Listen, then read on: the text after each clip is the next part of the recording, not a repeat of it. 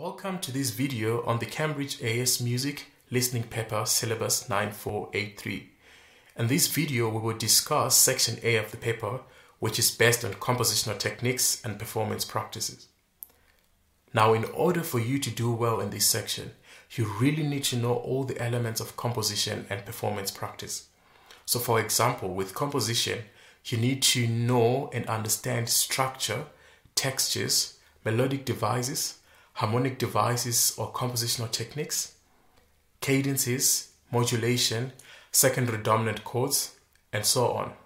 For performance practice, you need to be able to explain the use of tempo in compositions, the interpretation of ornaments, the use of dynamics, articulation, pitch, and the overall sound of performances. It is also very important that you know particular terms that are used to describe some of these elements. In this video, I will go through these two different parts of Section A using exam type questions that are normally asked in this question. Now let's go on to question number 1. This question will be based on one of the prepared pieces you would have learned for that year. So for example, in 2021, the two different set works are Corelli's Concerto Grosso, Opus 6 number 8, which is also known as the Christmas Concerto, Sebastian Bach's Orchestral Suite number 3, BWV 1068. Now, the first preparation you need to do is to be able to familiarize yourself with these two set works. Spend a lot of time listening to them and know them. Right at the top of question 1, you are told the work that is being referred to in that question.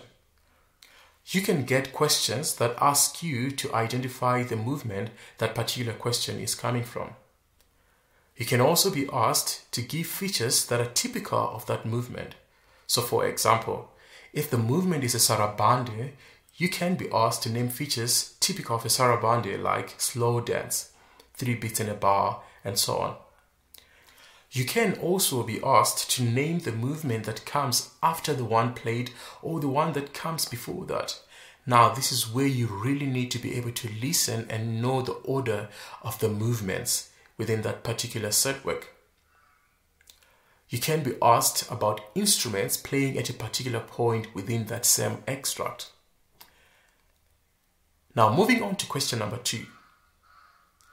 This will be based on a piece of music from the Baroque period which is not part of your set works for that year.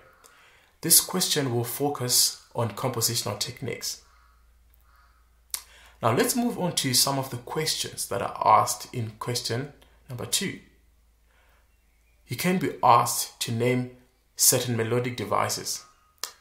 The most commonly used melodic device of the Baroque period is sequences. So this can be ascending sequence or descending sequence. In general, a sequence is a melody or sometimes a harmony figure that is repeated at a different pitch. If the repetition starts on a higher note, it becomes an ascending sequence. And if the repetition starts on a lower note, it becomes a descending sequence. Now here is an example of an ascending sequence.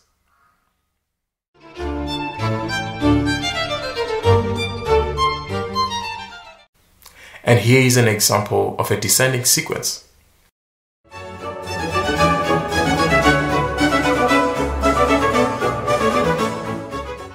Now, other melodic devices that can be used in the Baroque period include broken chord passages, arpeggio patterns, and so on. You can also be asked to name harmonic devices, or sometimes they just call them compositional techniques.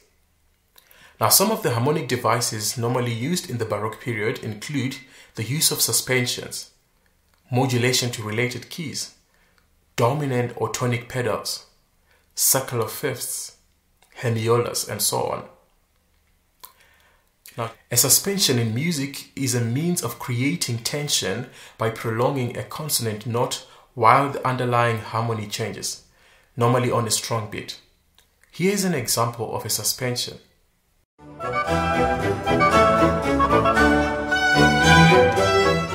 A pedal note is a sustained tone, typically in the bass part of the ensemble, While this note is being sustained, the chords at the top will be changing. It is then called tonic pedal if the note that is being sustained is the tonic or the first note of the key. And it can be called the dominant pedal if the note that is being sustained is the dominant or the fifth note from the tonic.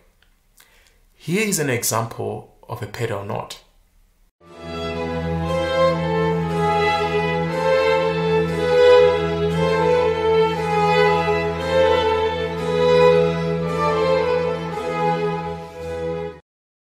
Now, circular fifths is a sequence of keys and their root chords, where each key of a chord is a fifth from the previous chord. Here is an example.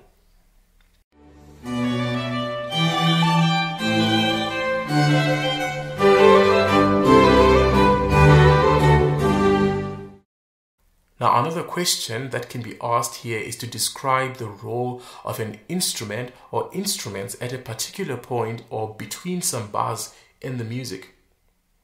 Now, here it is very important to realize that most of the music that is used for this question involve the use of concertino and ripieno sections. Now, the first thing you can do here is to analyze whether the instrument is playing with this concertino or is playing with the ripieno section. Moving further, check whether that changes, and if it does, tell us which new role the instrument takes and where within the extract does that change. Remember, concertino is a group of instruments playing the solo and ripieno is a group of instruments playing the accompaniment. Also, look at the rhythm that is being played by that particular instrument. Does it play the same rhythm? Is it playing broken chord structures? Is it imitating any section? Or is it harmonizing another instrument and so on?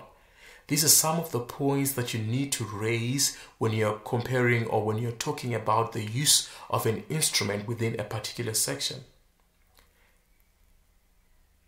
You can also be asked to describe the structure of an extract that is being played.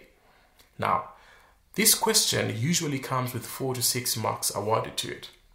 It is important that you discuss the different structures and trace the changes to these as the music progresses. It's important here again that you follow the score as well as the audio to be able to give a detailed answer. If the music has a concertino and a ripieno section, the first thing you can mention here is actually that it is a concerto grosso. You can confirm this by looking at the score insert provided. You will notice that per musical system, there is a group of instruments given on the upper part.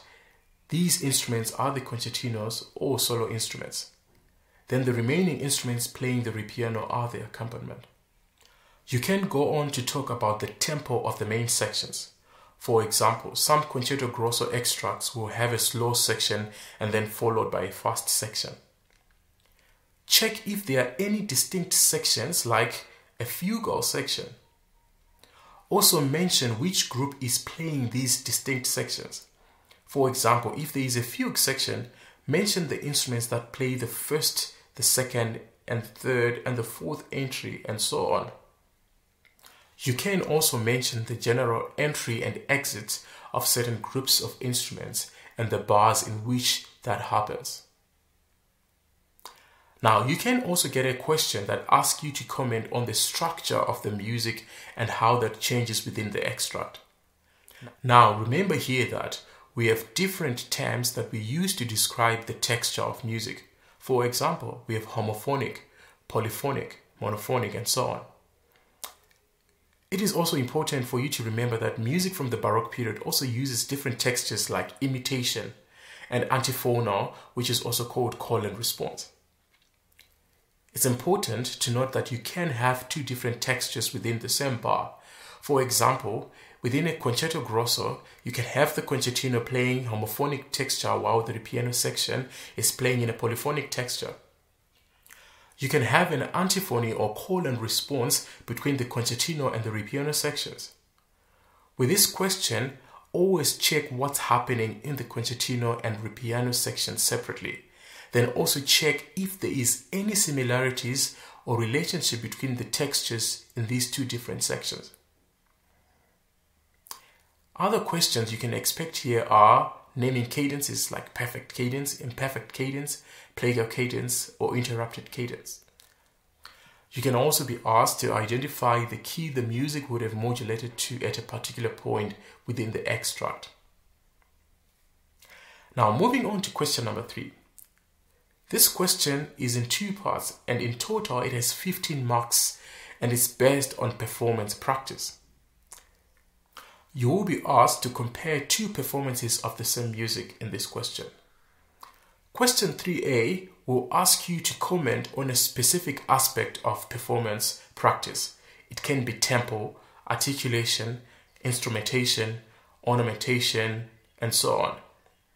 Question 3b will then ask you to compare the same 2 performances but focusing on other aspects that haven't been asked in question 3a. To help you answer these 2 questions effectively, I will talk about each element separately and what you should look out for as you listen to these performances. Let's start with tempo. Here, look at how each performance interprets the initial tempo marking given. Usually one of them will be faster than the other. You need to mention which one was faster or slower than the other. If the extract is divided into 2 sections, talk about which one is faster in the new section. If there are any tempo changes within the extract, like ritardanto, check if both of the 2 performances follow that effectively, or whether one slows down earlier than the other, or whether one of the performances doesn't change at all. There's so much that you can talk about on tempo. Also check if the performances follow a strict tempo or the speed fluctuates here and there within the movement. Now let's move on to articulation.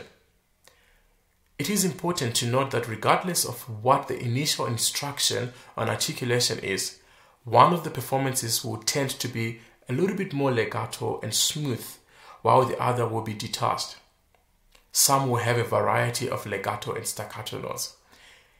If they are wind instruments, you can talk about how they are tonguing the notes. It's either they tongue the notes smoothly and connected, or they tongue detached. Also check if there are changes in these different ways of articulation. Now with pitch, you need to check which performance is a tone lower than the other. The one which is higher will be using modern instruments, while the one which is lower will be using 18th century instruments or copies of those. With instrumentation, now here most of the differences will be in the instruments playing the continuo part. If the music is scored to be played with a harpsichord, some performances will use a real harpsichord while others will use a piano. Other elements you can talk about to get higher marks in this section is the balance of the orchestra. Check whether the orchestra was well balanced or not and mention the performance which was well balanced. Also overally, talk about the performance which was closer to normal expectations of historically informed performances. Usually that performance is the one that used 18th century instruments, meaning it was performed using Baroque standard tuning of instruments. Now, to wrap up, I will give you 2 exam type questions with answers at the end. Good luck with your exams.